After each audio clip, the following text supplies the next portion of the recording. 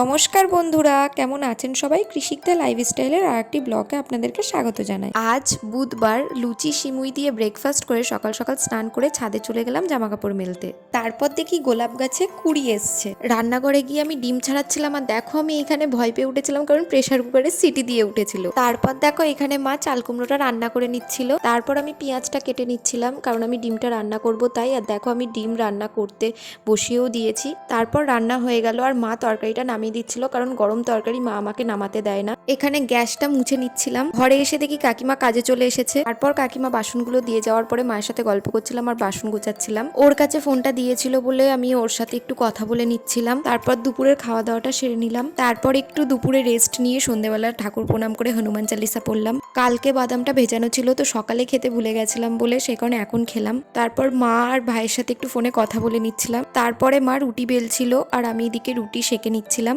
আমি ডেলি রুটি করি না বা রান্নাও করি না, ডেলি মাও করতে দেয় না, দুজন মিলেমিশে করি। আজকের ভিডিওটা এই পর্যন্তই। ভিডিওটা ভালো লাগলে লাইক কমেন্ট শেয়ার করে দেবেন। আরো নতুন নতুন ভিডিও পেতে আমার চ্যানেলটাকে সাবস্ক্রাইব করবেন, পাশে বেল আইকন প্রেস করবেন। দেখা হচ্ছে নেক্সট ব্লগে। ভালো থাকবেন, সুস্থ থাকবেন, সাবধানে থাকবেন। টাটা।